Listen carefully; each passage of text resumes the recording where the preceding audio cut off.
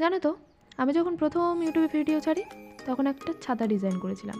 তো সেটা দেখে আমার বোন, মানে আমার মাসির মেয়ে, ওর খুব ভালো লেগেছিল।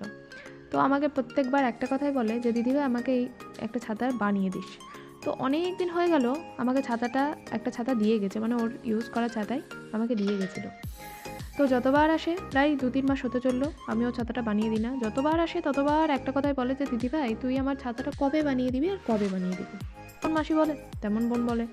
তো যাই হোক, ফাইনালি ওর ছাতাটা মানে বানানো হলো। এখনও পর্যন্ত ও জানে না যে ওর ছাতাটা বানানো হয়ে গেছে। তো যদি ভিডিওটা দেখে হয়তোবা খুব আনন্দ পাবে, খুব খুব খুশি হবে। তো এটা বলতে পারবো না যে ওর ডিজাইন পছন্দ হবে কি না। তোমরা জানিও যে ডিজাইনটা কেমন হয়েছে। আমি আমার আগেকার ছাতার ডিজাইনেই বর্ডারটা করেছি, আমার আগের ডিজাইনটাও এরকমই ছিল।